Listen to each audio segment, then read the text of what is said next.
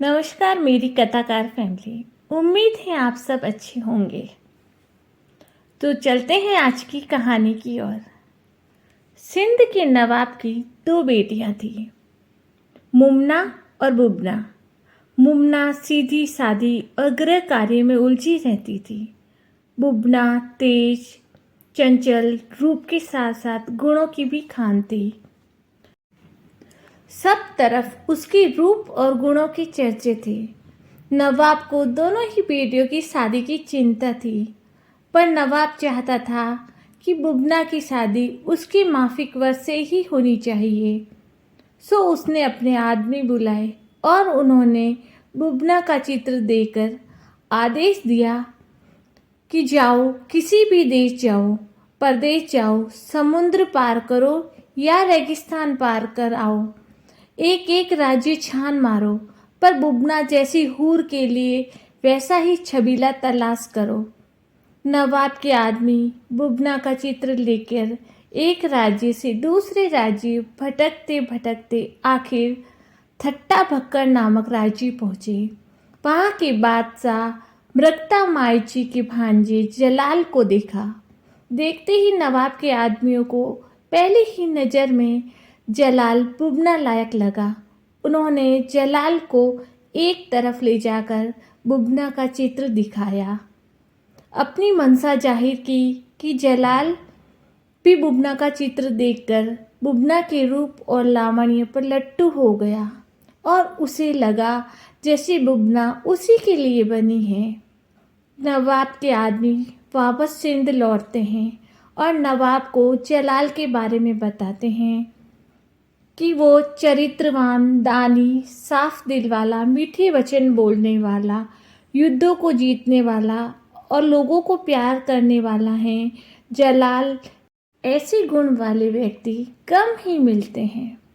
जलाल के बारे में सुनकर, उसकी तस्वीर देख के सिंध के नवाब बहुत खुश हुए और उन्होंने काजी को बुलाकर थट्टा भक्कर जलाल और बुबना की शादी तय करने के लिए रवाना कर दिया। उधर बुबना ने भी जलाल का चित्र देख लिया। उसे उसी वक्त उसे अपना पति मान लिया। आखिर वह छबीला था ही ऐसा। काजी थट्टा भक्कर पहुंचकर बादशाह मृगता मायची को बुबना का चित्र दिखाया। जलाल से शादी तय करने हेतु बात की। पर मृगता मायची का मन बुबना की खूबसूरती देखते ही फिसल गया और वो बोले, बुबना से तो हम शादी करेंगे काजी साहब। 60 साल का बुढ़ा जिसके मुंह में दांत नहीं, पैर कब्र में लटके, और शादी बुबना जैसी जवान और खूबसूरत हूर से करने का मन बना बैठा। बेचारा काजी घबराया। बादशाह मृगता मायची को उसने बहुत समझाया, पर वह कहाँ मानने वाला था और कुछ धन देकर काजी को अपनी ओर मिला लिया। काजी ने बुबना की बादशाह व मुमना की जलाल से शादी तय कर दी। जलाल को इस बात का पता चला तो वह बहुत दुखी हुआ, पर कर भी क्या सकता था। आखिर बादशाह का हुक्म जो था उस बेचारे को तो मानना ही पड़ेगा। थट्टा भक्कर से बारात सिंध आई। लोगों ने देखा एक हाथी पर एक जवान दूल्हा बैठा है और दूसरे हाथी के होदे पर एक तलवार रखी है। नवाब ने भी देखा तो उसने काजी को बुलाया और पूछा, जलाल मियाँ हाथी पर बैठे हैं ठीक है, पर दूसरे हाथी के होदे पर रखी इस तलवार का क्या मतलब है? तब काजी ने बताया कि जलाल की शादी मुमना से व बुबना की शादी बादशाह मृगता मायची से तय की है। सो बादशाह ने खांडा विवाह परंपरा से शादी करने के लिए अपनी तलवार भेजी है। नवाब को इस बात का पता लगते ही काजी पर बहुत गुस्सा आया। वह उसे दंड देना चाहता था, पर क्या करता। बादशाह मृगमायची का खांडा बिना बबूना के लौटना आसान नहीं था। मृगता मायची बहुत शक्तिशाली था। सिंध का नवाब उसे पंगा ले नहीं सकता था। सो उसने मजबूरी में बुबना का निकाह मृगता मायची से करने का मन बना लिया। बुबना को जब इस बात का पता चला तो उसके तन बदन में मानो आग ही लग गई हो। वह इस खबर से तिलमिला उठी और उसने अपने मन में निश्चय कर लिया कि अगर वह निकाह करेगी तो सिर्फ जलाल से ही करेगी, और अपनी एक खास दासी को बुलाकर जलाल के पास संदेश देकर भेज दिया कि वह उसी की है और उसी की होकर रहेगी। साथ ही जलाल की तलवार मंगाकर बादशाह की तलवार की जगह उसने उस तलवार से निकाह की रस्म पूरी कर ली।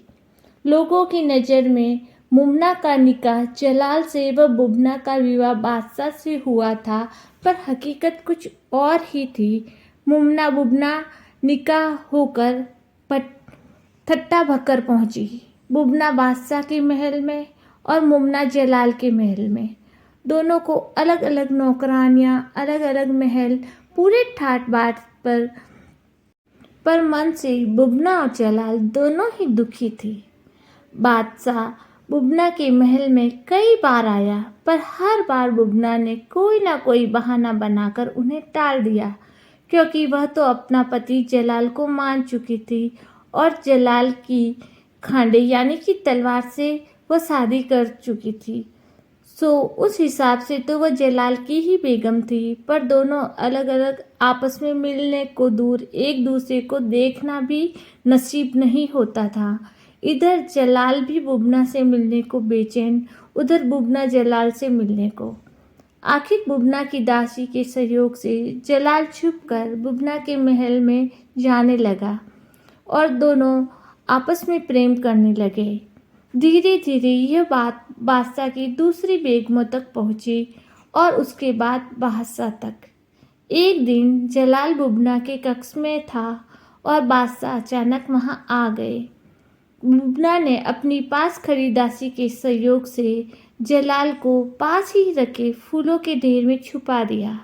बादशाह महल में नजर डाल निरीक्षण कर रहा था और फूलों के ढेर में छुपे जलाल की डर के मारे सांसें तेज चलने लगी, जिससे फूल हिलने लगे।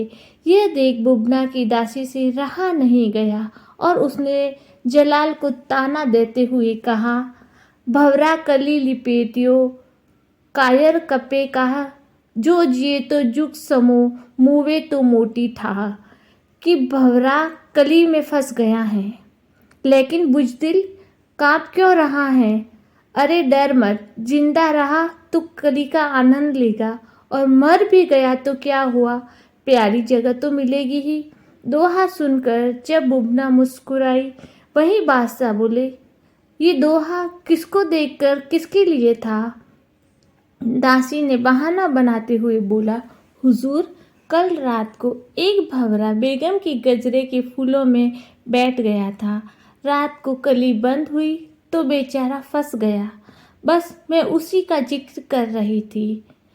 यों चोरी छुपे दोनों के मिलने में महीनों गुजर गए। इनकी हरकतें बादशाह तक जाती रही, पर बादशाह कभी उन दोनों को एक साथ नहीं पकड़ सका। बादशाह ने जलाल को बुबना से दूर रखने के लिए बहुत से पापड़ बेले। कभी शिकार पर लेके गए तो कभी युद्ध के अभियान में भेज दिया, पर दोनों का प्यार कम न हुआ।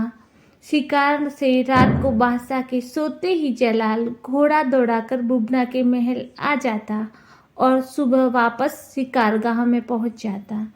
युद्ध अभियान से भी भेजे तो जलाल युद्ध जल जीतकर बुबना के लिए जल्द लौट आए। बादशाह दोनों पर नज़र रखने के लिए बुबना को महल में रखा, जिसके चारों तरफ पानी था, और पानी के तालाब के बाहर पहरा लगा दिया। पर जलाल तो पहरेदारों को धमकाता हुआ पानी में कूद पड़ा। उधर से बुबना उसके लिए नाव ले आई और अपने महल ले गई। अब ये बातें भी बादशाह को पता चलने लगी थी। एक दिन बादशाह ने अपनी बड़ी बेगम से चर्चा करते हुए कहा, जलाल बुबना के किस्से सुन सुनकर मैं तंग आ गया हूँ। ये जलाल मर जाए तो इससे मेरा पीछा छूटे। बेगम ने सलाह देते हुए बादशाह को एक उपाय बताया जिससे काम भी हो जाए और बदनामी भी ना हो। योजना के अनुसार बादशाह ने जलाल को शिकार खेलने के लिए ले गए और उधर अपने आदमी भेजकर महल में ये खबर फैला दी कि शिकार खेलते खेलते जलाल मियाँ घोड़े से गिरकर मर गए। पूरे महल में रोना धोना शुरू हो गया। बुबना को भी पता चला तो उसके मुंह से सिर्फ यही निकला, हाय जलाल, और बुबना के प्राण पखेरु उड़ गए। बादशाह के आदमियों ने आकर बादशाह को बुबना की इस तरह हुई मौत की सूचना दी। जलाल भी वहीं खड़ा था, सुनकर बोला, मेरी मौत की खबर सुनते ही बुबना मर गई। वाकई वो मुझसे बहुत प्यार करती थी और हमारा प्यार सच्चा है। इतना कहकर जलाल भी पछाड़ खा के गिर पड़ा और गिरते ही उसके प्राण पखेरु भी उड़ गए। बादशाह को अब ये समझ आया कि प्यार क्या होता है। उन्होंने हुक्म दिया कि ये दोनों सच्चे प्रेमी थे, उन्हें एक ही कब्र में दफनाया जाए। कब्र तैयार हुई। बादशाह कब्र पर फूलों की चादर चढ़ाने आया और घुटने टेककर उसने खुदा से माफ़ी मांगी। हे परवरदिगार, मैंने इन दोनों सच्चे प्रेमियों के बीच आकर बहुत बड़ा गुनाह किया है, मुझे माफ़ कर देना।